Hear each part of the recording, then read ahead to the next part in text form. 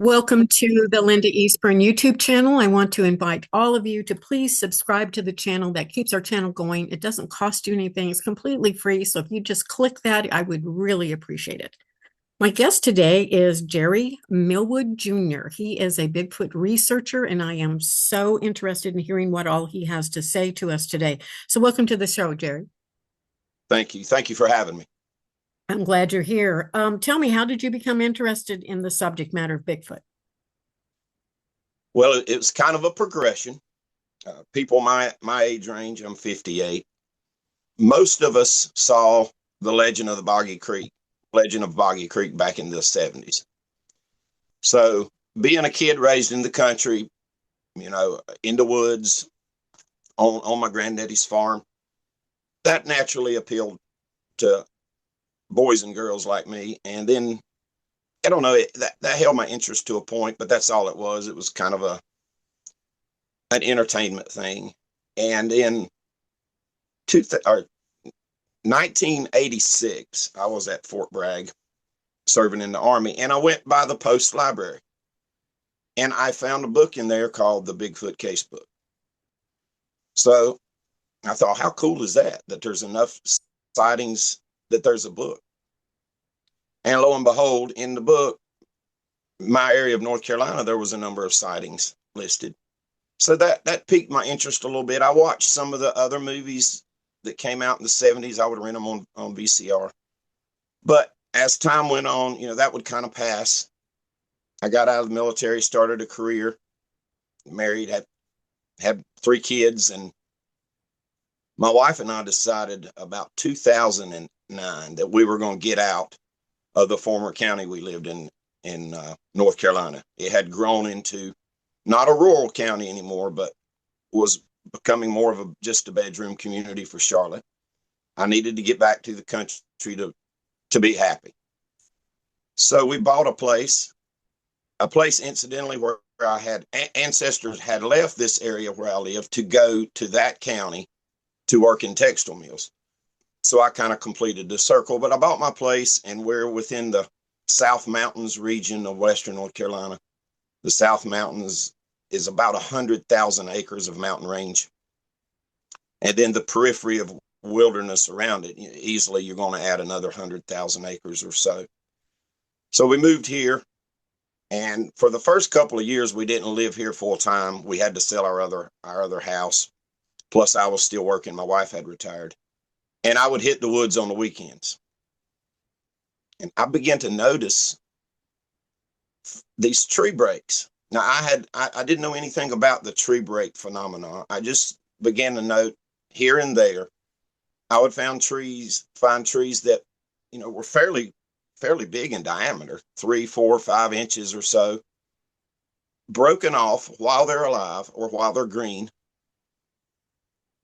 And I thought, that's so odd that a wind that strong could come through and break just one living tree, but not the others around it. But I found more, and I started wondering, what is the deal with that? Is there a meteorological, a geological answer? I didn't know, but I ran across a book by Lyle Blackburn, and I had saw him on a documentary here and there. And I sent him an email. To my surprise, he answered, and he said, you're looking at breaks that were done by a Bigfoot, a Sasquatch. And he said, I bet you'll notice that most of them, they're broken in the direction and they're pointing to the nearest water. And I thought about it, and the ones I could remember, that was the case. So I began to note that, and he was correct. We began to hear some vocalizations here and there. The first time I heard anything out of the ordinary, I woke up early one morning about 5:30. It was summertime. I had the window open. There's a holler across the road from me. And I heard a tree knock. And I didn't know that was a thing either. But I heard that tree knock. And we heard some other vocalizations here and there, but I still wasn't on board to, hey, we've got Sasquatch in the area of the South Mountains. Although I knew that there was a history of it. And then in August of 2017, my wife and I turned onto our dead end road. And as we made our right hand turn, on the left hand side of our dead end road, right there at the junction of the two roads, was a cornfield. And as my light swept that cornfield, there standing outside the cornfield, just a few feet from the road, was a huge, absolutely huge creature covered in hair. I didn't get the details too well of its face, but I mean, the image that I have in my brain is pretty much burned in. Sort of a head that pointed, a conical head, as they say, not much of a neck. The shoulders, the shoulder width, and the thigh size on this creature is what struck me. It took a second to register. I hit the brakes, and I asked my wife to watch it. And I wanted to back the car up, and I wanted to shine the headlights on the cornfield to get a better look at it. She said, "Hurry, it's moving." And just about the time I got in position to shine the headlights, it had walked back into the corn and was walking away. You could see its head above the corn stalks, 7.5 feet tall at least. I thought about getting out. Then I thought against it. That's just not a good idea. I have no clue what I just saw. And the next day I went back up. I knew that the opportunity to find any footprints would be zero, because we were in a dry spell. And the Carolina red dirt, red clay, when it packs from a drought, you're not going to make any footprints. But I also was looking to see if there was a trail through the corn, because I hadn't convinced myself that we didn't see a bear, even though I've spent a tremendous amount of time in the woods, and I know what a bear looks like. Still yet, the question lingered. But there was no trail. Had that been a bear, it would have left a swath of broken corn stalks. And the bug bit me right there. I had to know. I started wanting to know things. I wanted questions answered. To some extent, my wife also was intrigued by it, and she still is, but not as much as I am. We began to hear more and more vocalizations, the classic whoop noise, plenty of wood knocks. Occasionally, there's this howl that we hear. I haven't heard it, but maybe, I don't know, 10 or 12 times since 2013, but it's extremely, extremely creepy. Creepiest sound I ever heard. As a matter of fact, the first time I heard it, I was by myself outside. We have animals. Every night I have to go out and check on my pasture babies. We have llamas, alpacas, goats. Who knows? From day to day, I never know what my wife's going to bring home. So I check on my babies, and so I'm out there every night. But that particular night, I was standing by my fence and looking down toward the creek bottom, and I was getting ready to turn back in and walk in the house. And this howl erupted from down in the creek bottom. It wasn't a coyote. We don't have wolves, but even if we had wolves, it was not a wolf howl.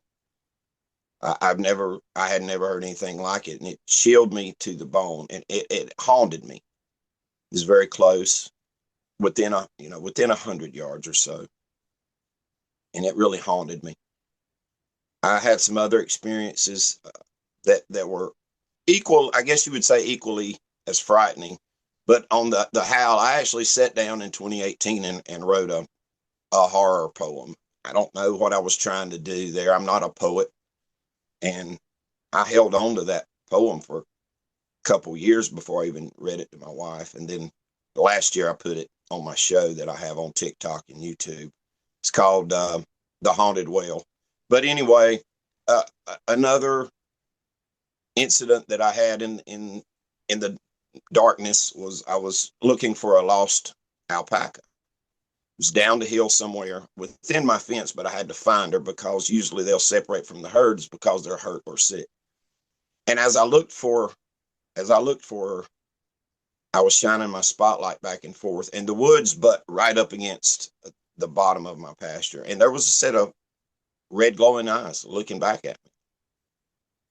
And that froze me in my tracks. I know that there's nothing in the woods here that is going to give a red eye shine. You may get orange eye shine or reddish orange eye shine from a fox or a panther or a bobcat. And then another incident, same scenario, and something was in the wood line. It whistled at me. It was very, very creepy. I turned around and went back up the hill. And then on 2 occasions while I was out there, once I was alone when I was yelled at. The other time there was somebody with me. And just out of the blue, in the dark, there was this loud, I don't know if it was an inhaling of air or exhaling. And then followed was this huge roaring growl. The second time it happened, it was close enough that you could actually feel the vibrations, kind of like you were standing near a big bass drum or a bass speaker. I went for a period of time, a couple months, where I got in a funk mentally, and I'm not too proud to admit that during that time period, I was afraid to go in the woods, even in the daytime. And I don't go into the woods at night anymore by myself, outside of maybe driving down some of the logging roads and the dirt roads in my vehicle. I just don't think it's a good idea. I don't feel it's a good idea. But finally, my cousin's mother said, you know, you're a Christian. You need to pray for strength and for protection, and understand that you can get that strength and protection, especially on your own property. So all of this just kept stoking the fire of wanting to know, what are these creatures? Are they Bigfoot? I very much trust other people when they tell me their stories. I worked in the court system for 23 years. I'm pretty good at reading people. But until you see something with your own eyes and you can verify what you saw by continued experiences, the questions are going to linger, and they still do. Although in 2019, I saw 2 more. I saw a smaller one that was reddish brown, probably about 5 feet tall, same features except smaller. And then in December 2019, a family member and I was outside investigating why the hound dog was so upset. And just for a split second, we saw one. And that one was like the first one, huge, absolutely huge, broad shoulders. And I didn't speak of any of this outside of a very, very, very small circle. Then in 2020, I had retired from the state, and I took a job at a little country store here in town. And the lady that owned the store went to church with us, and she was in the inner circle. She knew of my interest. She knew I'd started trying to get some of the old timers to talk about it.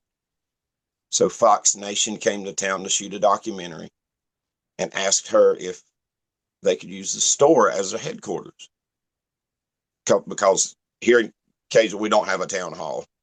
We do actually have a mayor. We've got a little town park, but there's no town hall. And so the store owner said, absolutely. Then they asked her, do you know anybody that would interview?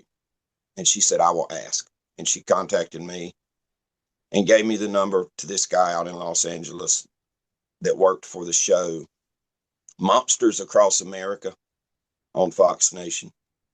So I agreed to do it if he would silhouette me and disguise my voice, because I was not ready.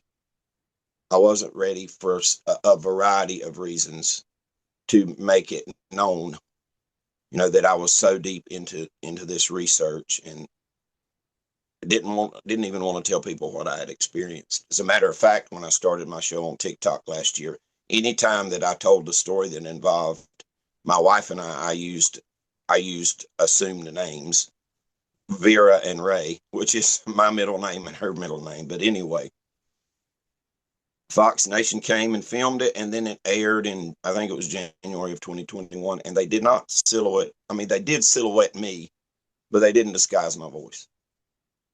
So everybody, once word got out, everybody knew that it was the guy that works at the store was on a Bigfoot documentary. And I thought for sure that I was going to catch, a hard time over it.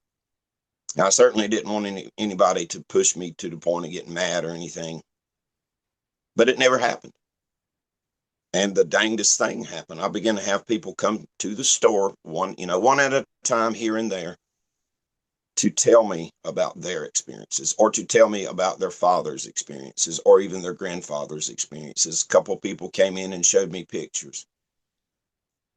And I worked at that store for another year or so, and it got to the point I had a number of legal pads filled up with notes from the interviews, and that's still continuing.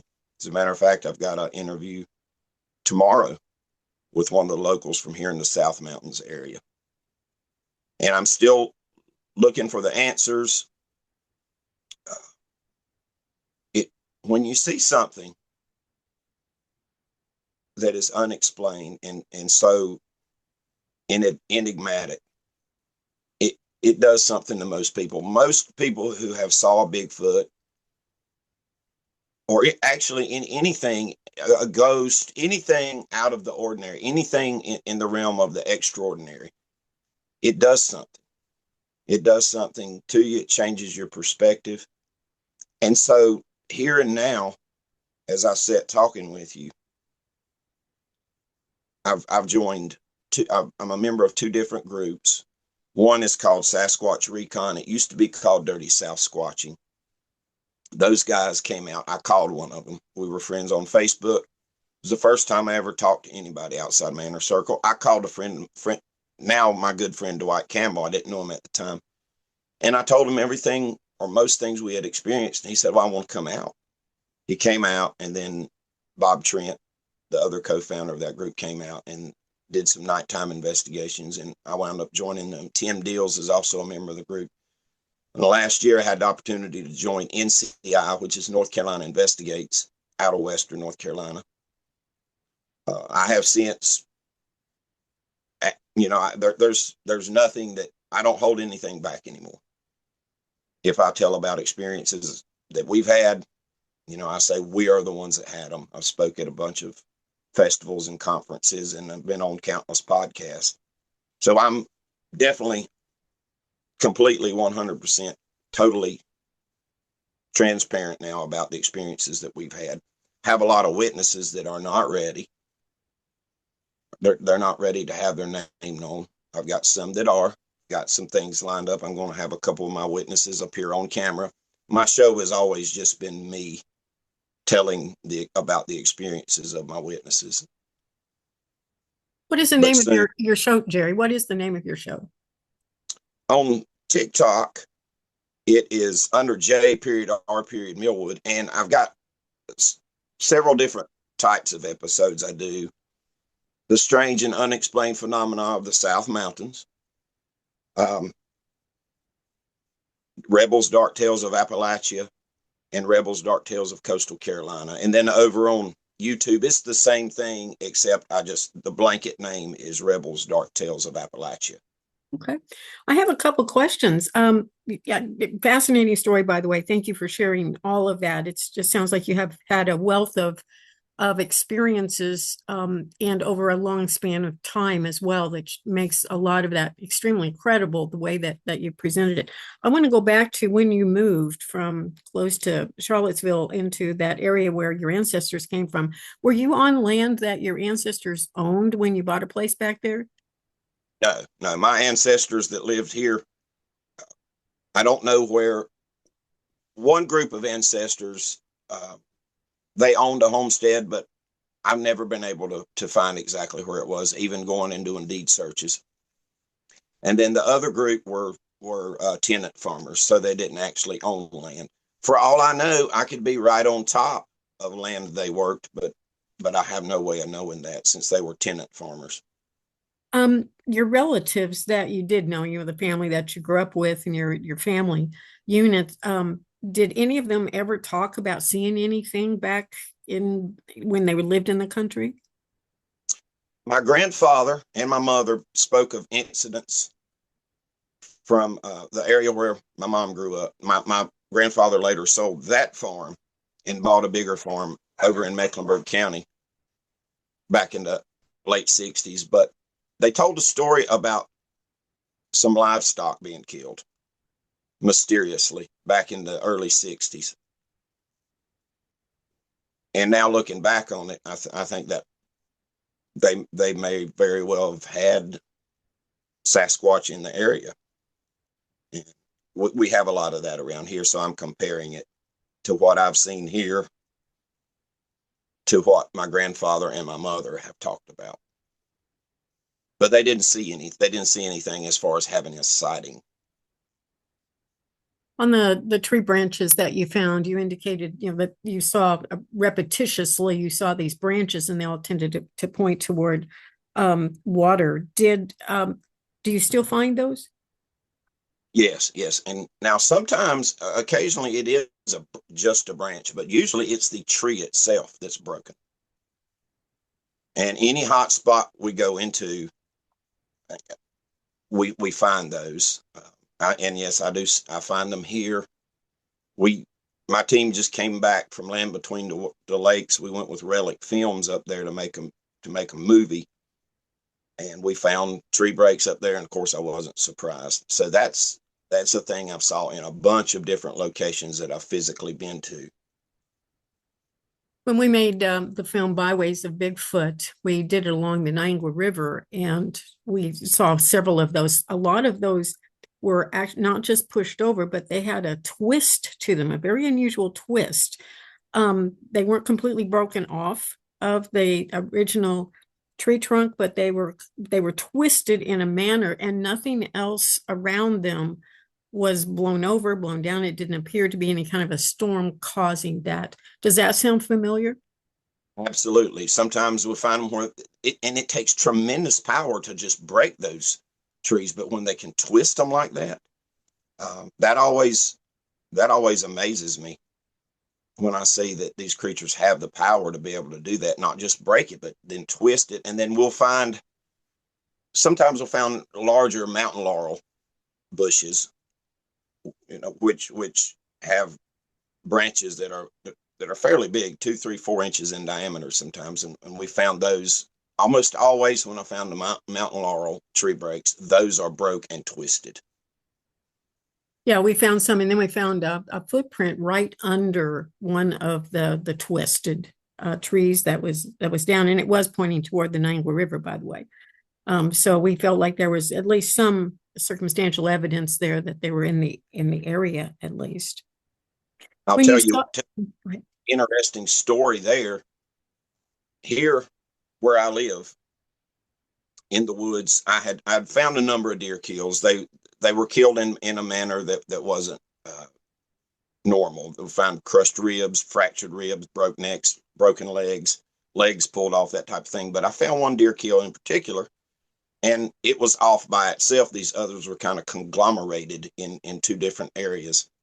And so some of my teammates came up, and I wanted to show them all the kills. And we got there, and part of the skeletal, the rib cage area of the deer was not where it was, just a few days earlier. And come to find out, it was setting up in a holly tree. But right beside that kill, there were 2 tree breaks.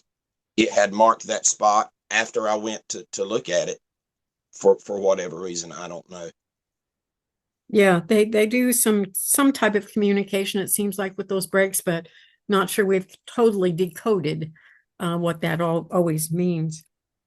You mentioned that in years past that domestic animals would sometimes go missing or be killed or whatever. Do you have that now? You said you went out to check everything. Do you ever find anything unusual about your own flock? Fortunately, here with our animals, the only ones that have been predated were ducks and chickens. I've never had any of my goats or alpacas or llamas hurt in any way. However, 4 years ago, one of my neighbors had a calf that was killed, found it in the woods. It had been eaten. I think that might have been a panther, but I'm not sure. And there was a full-grown cow that was attacked by something. The cow survived. Now, across the spectrum here in the South Mountains area, we see that there's a lot of goats killed or goats come up missing, pigs killed, are missing. Sometimes cats. But the big thing is dogs. Now we've personally experienced that twice. Outside of all of the stories that I've collected from folks who's had dogs killed in a horrible fashion, but there was a red-bone hound. He wasn't our dog, but he hung around here most of the time. And he didn't show up one morning, which wasn't all that horribly unusual. But later in the day, I was out feeding my animals and I walked by the barn and I heard a whimper. And so Duke, the red-bone hound, was in there and he was just so beat up. His whole rear, his whole rump was abraded and the hide was scraped off of it. And there was little pieces of bark stuck in his skin. So it'd been obvious he had slammed against a tree. And he had these strange marks on him. And I'll tell you my theory. I can't necessarily prove it, but I believe he was grabbed. And these creatures are going to have some nails. I think it was grabbed so forcefully, the nails punctured the skin, and then it slammed it against a tree. And somehow he got away. But he didn't make it. Later that night, he passed, and it was internal injuries. There was another dog. It wasn't my dog, and that dog didn't hang around here, but only a quarter mile up the road. This dog went missing. Very unusual, older dog. The owner had one of those invisible fence setups. And the dog just went missing. So the next day, the man's son came, and he heard a noise down in the creek bottom. And he thought, it didn't sound like a dog, but he thought he would investigate it anyway. He got down there and he found the dog still alive, but the dog couldn't walk, and he got it on a four-wheeler. They took it to the vet, and the dog's back was broken.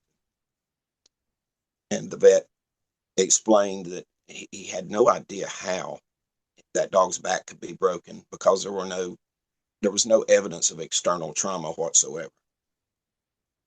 I think it was the same scenario as the red-bone hound. I think it was just sheer brute force. I think they have an adversarial relationship with dogs.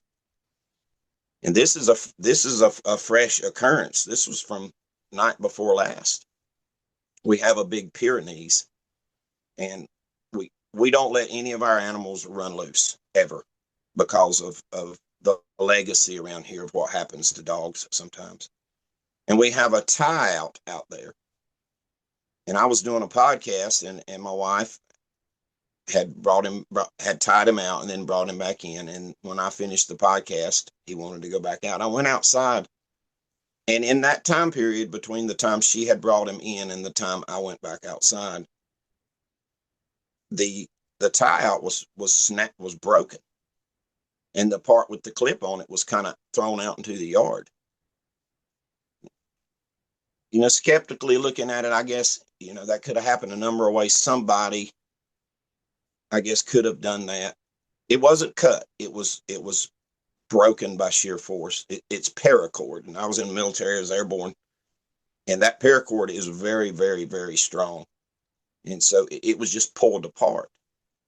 And people around here don't lurk around other people's houses at night because that's just not a good idea. That's not something you want to do in an area where mountain folk live. I don't know. Maybe that was a message. He goes outside at night, and I'll hear him barking. Often he barks at the vocalizations. He'll bark inside the house. He will alert us. He's barked many times way up in the night, 12 or 1 in the morning. And just shortly after he barked, something beats on the side of our house. That doesn't happen every night, but it's happened a lot over the years. But the dogs are the big thing here. Outside of one dog who I believe the Sasquatch is actually saved, they will kill a dog in a skinny minute. What do you think about the missing 411 National Parks insinuation that Bigfoot might be involved with snatching people and maybe taking them from the national parks? I think that's one of the distinct possibilities. If you look back in American Indian, I don't want to say lore because I don't think it's lore or legend. I think it's based in fact. But you'll see in some areas where children and women especially were snatched. And then in other places, even men were snatched up in Alaska. That, I guess, was a fairly common thing over the years. Yeah, I've heard of Uh, a few incidences like that. And of course, we know that a lot of the Native American legends around Bigfoot is about them taking women and children. Do you have a lot of legend in your neck of the woods regarding the Native American philosophy of Bigfoot? in our area where we live, it was sort of no man's land between the Cherokee Nation and the Catawba Nation. And I thought it was ironic that I wound up living here because my great grandmother was Catawba, my great grandfather was Cherokee, but there's no specific Catawba or Cherokee lore specific to this area. It, but we certainly going to fall within the blanket lore, especially the Cherokee, the lore on Bigfoot or the hairy men of the woods. There's 3 names in Cherokee for Bigfoot, and a lot of people's encounters and eyewitness testimonies certainly agree with that. That what we have here is what the Cherokee talked about, for instance. But there's a lot of lore, certainly, that the Native Americans have brought to us regarding Bigfoot. Kurt certainly didn't call it Bigfoot, but by many other names, of course, it indicates that that's a Bigfoot thing. And also they had such a different way of interacting with the Bigfoot identity of being more of a spiritual being as well as a physical being. What's your concept of the flesh and blood versus a spiritual being of Bigfoot? Well, I used to be totally flesh and blood, but now, I just don't think I can say that with the certainty I used to. And, to even think that I was at some point so arrogant that I thought I had it figured out, because there's so much that's happened, to include things that we've personally witnessed, that indicate that that they have some kind of abilities and senses and powers that we don't have. Spiritual being, but also flesh and blood, which, according to my faith, we're all, as humans, are spiritual beings and flesh and blood together. So that's definitely not a stretch. I think that there's something going on there. They have some abilities, some powers. You indicated you've had some experience with them that made you question that flesh and blood, specifically 100% flesh and blood. Would you mind sharing some of those experiences with us? Well, the last 2 times that I actually saw one that I can verify and tell the world, yes, I saw a Bigfoot. The last 2 times they disappeared so quickly. It was, and the third sighting, where it was a full-grown adult creature, 7.5 feet tall. It literally stepped over my field wire, which is up 4 feet. It stepped over it like you and I would step over a tripwire or something, and it just so quickly disappeared. Now, I know that the woods are their domain. They're the masters of their domain. They're the masters of camouflage and concealment. But that one incident, that was the first incident that made me think, did we just see that creature just disappear?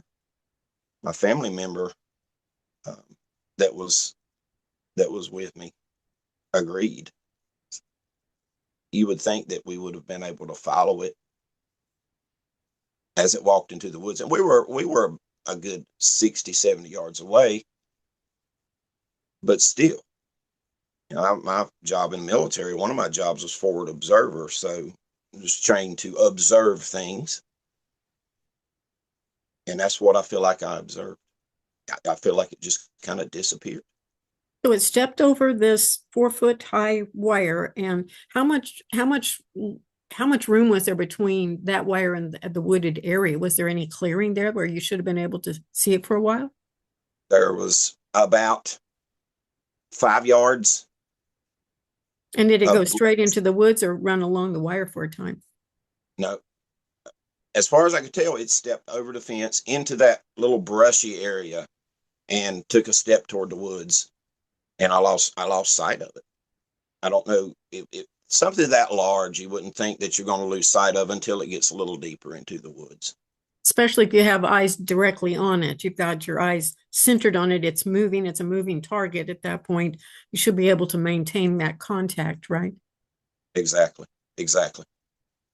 And so have you had any other incidences that indicated maybe there's something a little unusual about this creature? We started in November of 2020. My cousin took an interest in this, and I opened up to him about it. So we started at least once a year in the winter, because here, when it gets really cold, that's when the activity increases. We've camped out, and we always do a night hike. And they are so able to just slip in and observe without you knowing. Sometimes you can hear them walking in the leaf litter. Sometimes you can't. Twice we've been on those night hikes, and there was one watching us. My cousin bought a very nice thermal scope. He didn't have it mounted on a rifle. He was just using it as optics. And it was there. We had sat in an area for a while, and he whispered to me, he said, "Jerry, come here." He said, "Don't move the scope, just look through it." And there behind a big pine tree, is a very big pine tree, saw thermal signature on each side, and it dawned on me that looked like shoulders. It wasn't the human thermal signature. Obviously, I could tell that I was looking at something that had something covering its skin to an extent, but the face, it peeked out from behind that tree and looked. Another occasion, just 40 yards, we began to be followed. Caught sight of it on thermal, and we would stop, it would stop. And we considered approaching it, but I don't want to ever do anything to give the idea that we're being aggressive. So I said, no, let's just, and as we stopped, it would stop. We walked, it would start walking in, and then finally it just, where it went, I don't know. But later that night, we were surrounded in our camp on three sides. You could hear walking in the leaf litter. I almost wonder if there's times they don't care that you hear them walking. Other times, however they do it, they can slip in and not make a sound. I have no answers on that, other than to say that's what I believe I've observed. Yeah, I can understand that. So you said that, there was a period of time when you just felt a little anxious about going into the woods, and you got your courage up, and at least with someone else at night you go, and by day you're willing to drive or maybe go into the woods. Did you have a process? Was it through prayer that you got that courage up, or how are things different now than whenever you were a little bit more anticipative of going into the wooded area? Followed my cousin's mother's advice, and I prayed. I believe that's what changed the fear that I was having about going into the woods by myself during the day. The Bible says God didn't give us a spirit of fear, but of love, power, and of a sound mind. And she said, you take authority over that, in the name of Jesus. And so that's what I did. And I believe that was the factor. And plus being able to talk about it to her, to my cousin, to a friend of mine who's actually was a retired counselor. But when I really started praying and thinking, that I have no evidence that these creatures, at least in our area, has ever harmed a human being. I've got oodles of eyewitnesses who have had very, very close encounters, and the closest that these creatures come to hurting anybody is the rock throwing. And I believe that the rock throwing is a warning that if they wanted to hit us, they would. My wife and I was in a deep area that I had only been there once, and she had never been there. And we had a rock thrown that missed her head by just a few inches. And I think it was telling us it wanted us out of the area. They were probably hunting. So I said, have no evidence they're going to hurt you. Now, going back to, the missing 411 thing, there's that question that remains. And that's why I don't want to go in at night. I don't want to break any of those rules that David Pilatus has kind of laid out about, not having communications, going into certain areas that has the rock formations, the boulder field, as they say. I don't want to tempt fate. We know the Lord protects us, but we also don't want to put ourselves in positions of tempting the Lord by saying, all right, I'm just going to go into this danger totally by myself because of the unanswered questions. I don't know. We certainly have, or like other areas here in the South Mountains area, we have some folks that have gone missing. And who knows? It's a possibility, and I don't want to push it, if that makes sense. Yeah, it makes total sense. Absolutely. A lot of people, while they're in the woods and oftentimes near those areas where a Bigfoot evidence has been found, or they hear a Bigfoot or even see a Bigfoot, they see some type of unusual orbs. Have you ever seen anything like that? Oh yeah, the orbs, gosh, that's definitely a thing here. We have the orbs, we have these strange lights. We call them jack-o'-lantern lights that are more on the ground. The orbs, are floating in the air. We have lights up in the trees. Those may very well be orbs. I've gotten pictures of orbs. I've gotten pictures of the lights in the trees. And then we also have the unexplained lights in the sky sometimes, which tend to be orange. There's a connection. Absolutely. There has to be a connection, because here and every other hot spot, there's the orbs are present. A few people have even believed they have seen an orb turn into a Bigfoot and Bigfoot turn into an orb. Yes. Have you heard of any of those? I have. I do a show with my NCI team on Channel 12 TV network called the NCI Show, and we actually had a witness who sent in photographs that showed a Bigfoot standing by the shore of a lake, and then the Bigfoot was gone, and there was an orb like 10 feet above where the Sasquatch was standing. Yeah, I've heard of that. I've heard of an orb coming down from the sky and getting close to the ground, and then poof, there was a Bigfoot. So very unusual behavior for both a Bigfoot and an orb. I don't think we fully understand what those connections are as of yet, but it is very interesting that a lot of people are seeing or witness to some of that information. What about UFOs? You've seen orange lights in the sky, you said. Anything else? Any craft of any sort? No, I can't say that. The closest that I can personally come to saying that I've seen some sort of craft was my wife and I was outside late one night. She was helping me walk the dogs, and there was 3 lights in the sky, in the northeastern sky, and they were in a triangle.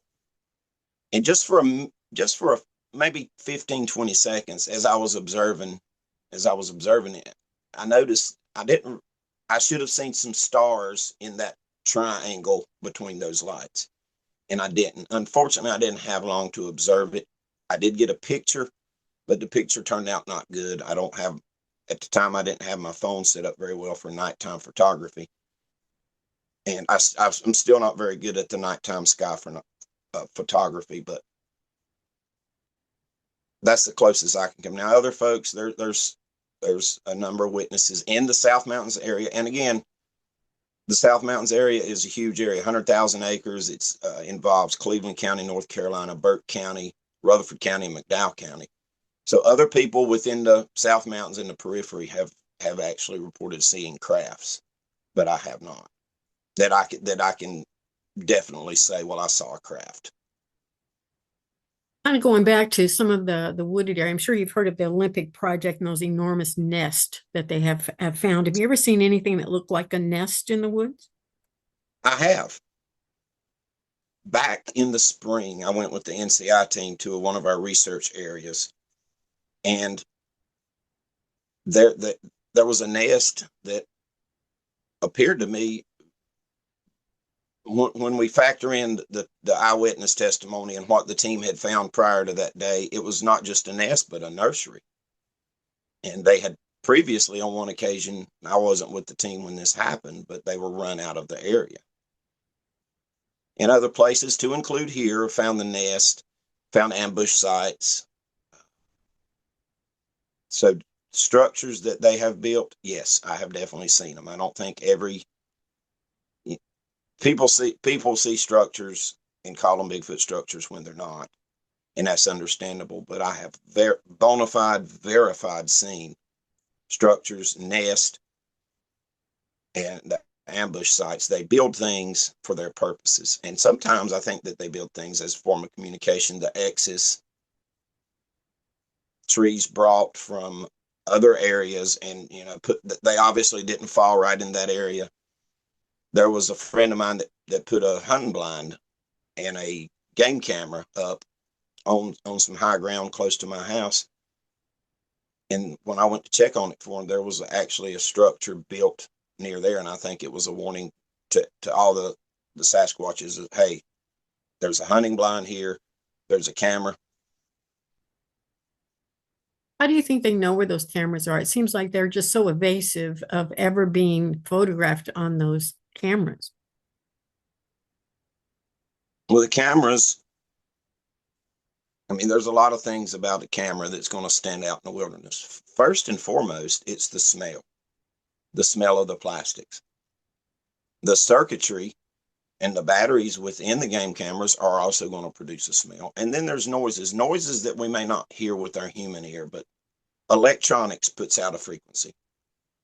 And that frequency is going to be audible to somebody or to something. A lot of experiences with the game cameras. I can put a game camera in a spot and I should be seeing all kind of deer, raccoon, crows, foxes, you name it. And I can put a game camera in a spot down here and not see anything. My friend, within the last couple months, put a game camera, and it's the first time anybody ever put one of these cell phone cameras in the woods, and got absolutely nothing for a month. And then he got some orbs. The game camera took pictures of orbs. And then there was an early morning incident where there was a deer grazing in the distance. That's what had triggered the camera, I assume. But there was this tremendous Sasquatch yell that erupted out of the background noise. It was very close to the camera.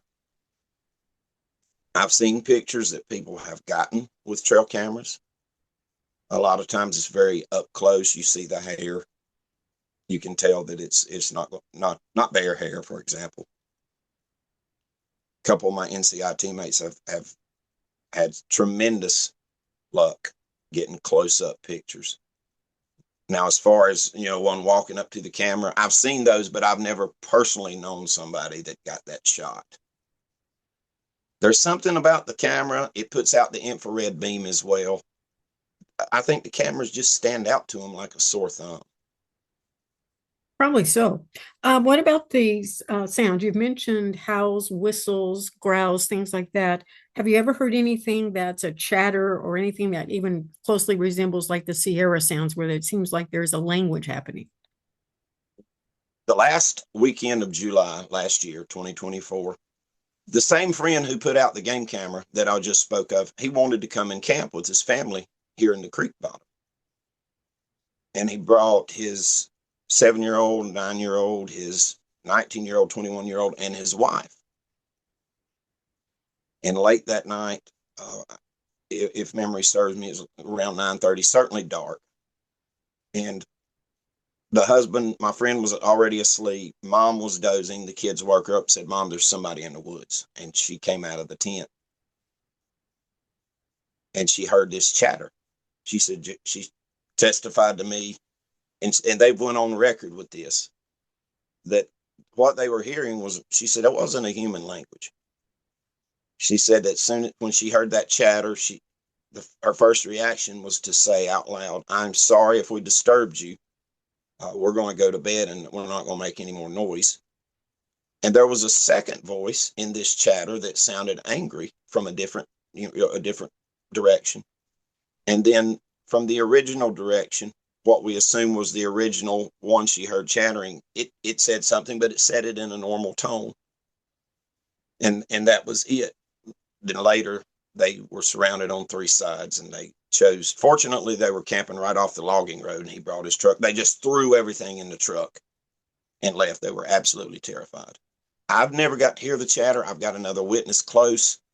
Her story was, her experience was that she used to have to get up extremely early in the morning. She was a single mom. And one morning she got up, got daughter ready. It was about 5:30 in the morning. They walked outside of their home, and in the field behind them, she heard this strange chatter. She said it was a language, but she didn't know what it was. And from that day forward, when she got married, they to this day take steps. They have absolutely tremendous lighting on their house. I'll guarantee you their house can be spotted from the space station. They cut the woods back so there's an open area. That chatter really haunted her. Now, they've had some other experiences along the way. Usually they're on lower ground. They get the smell, the Sasquatch smell a lot more than we do here on the hill. But the chatter is something I've not heard, but I so bad want to hear it. Yeah, it sounds like a language, or at least the Sierra sound certainly sounds like some form of a language, and it's so distinct between the male, the female voice, the child's voice, that sort of thing. So, yeah, it's just a fascinating thing to listen to. That's for sure. What do you think is going to prove a Bigfoot? There's a lot of talk about DNA, but without the resource of knowing a Bigfoot DNA, you can't compare. So what do you think is going to enable us to have more proof than just eyewitness accounts? Well, everybody demands a body. And first of all, my mission statement, if I can call it that, is not to prove anything to anybody. My goals are to continue to try to find answers, and honestly to continue to have experiences. It fascinates me. I'm drawn by it, and I know you can relate to that. But they say a dead body. Now, I on a couple of occasions I found hair, and in 2021, a friend and I were hiking, and out in the woods, it used to be a pasture. There's an old rusty barbed wire fence. It's down in some places, but up in others. We found a clump of hair on the barbed wire fence. And I shopped around a little bit. By then, I had a couple of friends, that were long distance friends that were more dialed into the Bigfoot scene. And I asked around, and I got a contact for getting the hair tested. And simply put, the hair came back as unknown primate. And it also, they tested the oils on the hair, and the oils that come out of our body can carry certain chemicals from what we ingest. They found evidence of a lot of the not willow, but birch bark being eaten, and birch is a natural painkiller. By then, I was already not just a believer, but a knower. But that evidence is not going to be accepted either, because I'm not the Lone Ranger. There are plenty of people who have had hair tested, came back as unknown primate. And I'm certainly, if I have to protect my family or something, and I don't ever envision this happening, then I would consider using force. But I certainly would not harm one of these creatures to prove something to the world. And if I found a dead one, I probably there would just be 4 or 5 people that would know about it. And if the creature's body stayed there, I would bury it. That's respect. That shows a lot of respect for the creature and for their natural habitat. Like all of us, we're all just trying to survive, and I'm sure they are doing the same. Absolutely. That's all they want to be left alone. They're curious like we are. The footprints we found around here, the things that have happened, I think mostly that's the adolescent Bigfoots. Just like adolescent teenagers, they're more careless. They're not as wise, but they just want to exist. They around here, and I think there's places where the Sasquatches in those areas are just aggressive. I think they're more aggressive and more dangerous. But here, time has shown that that's not the case. And when they do things, I believe the things that's happened here, like beating on the side of our house or coming into the yard and strolling our lawn furniture and things around the yard, I think that's just mischievousness. The tracks that I found close to the house were all in the 14, 15-inch range, which is going to not be a totally full-grown one. They don't mean any harm. They just want to survive and live just like we do. I think that's absolutely right. Well, what have we not yet covered? Anything else that you want to share? Yeah, while we're on the subject of their intentions, and we talk about the deer kills, they're doing that for food. I think that they kill the dogs because there's the natural animosity between dogs and them, because most dogs by nature are guard, will have some type of a role as a guardian. And I believe they kill the dogs because they are afraid the dogs are going to hurt them. I believe they've killed the goats and the pigs for food. But there is one story I'll share with you. And this was the very first episode when I decided to start my show originally on TikTok. And we had a dog named Scoot. And this little guy was about 8 pounds. He was a 15-year-old Yorkie, a silky-haired Yorkie. He was blind and deaf, mostly deaf. He could hear a little bit, but he had no teeth. By the time we rescued him, he had 2 teeth left, and those both fell out.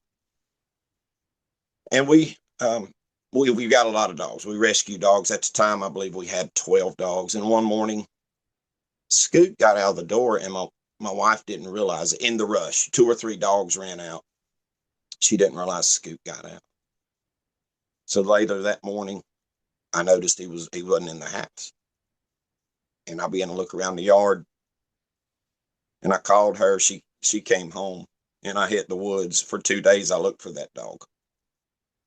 He had a tendency when we would, left to his own devices, I knew that he would head down the hill toward the woods for whatever his reasons were. Well, that's what he had done. And by the second day, I had given up, because everything in these woods would eat a little 8-pound, helpless, defenseless, blind, toothless dog. And on the 19th day, my neighbor came up here, and he had been riding along the creek. He likes to bird watch early in the mornings. And he said, "Your dog is down at the creek." Of course, I thought he meant the dog was dead. And I said, "Where's the body?" He said, "No, it's alive."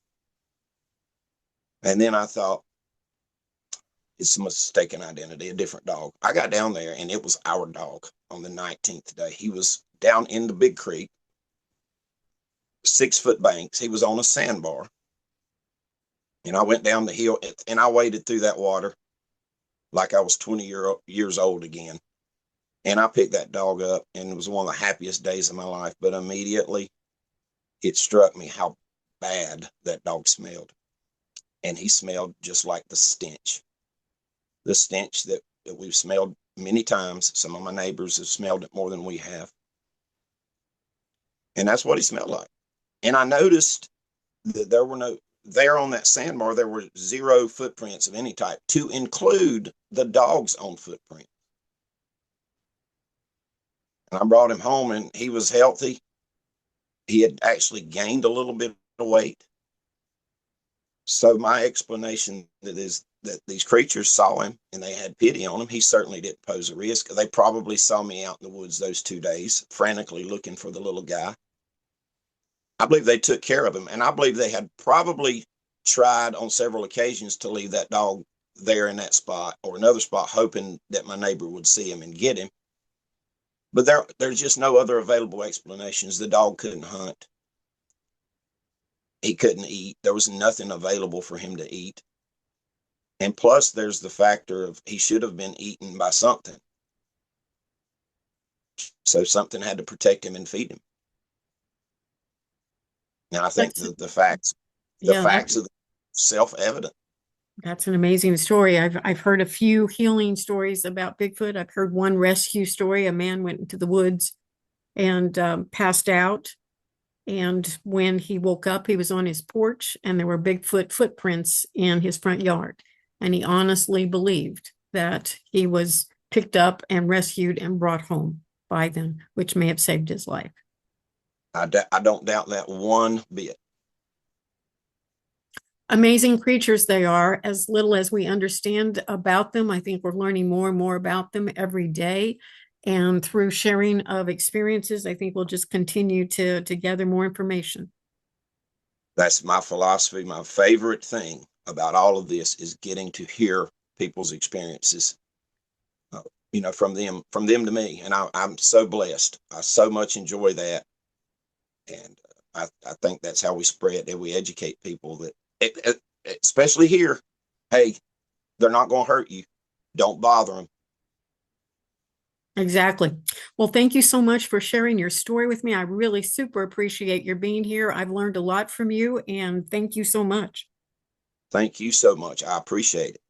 And I appreciate the audience as well. Please like, share, subscribe, keep the channel going.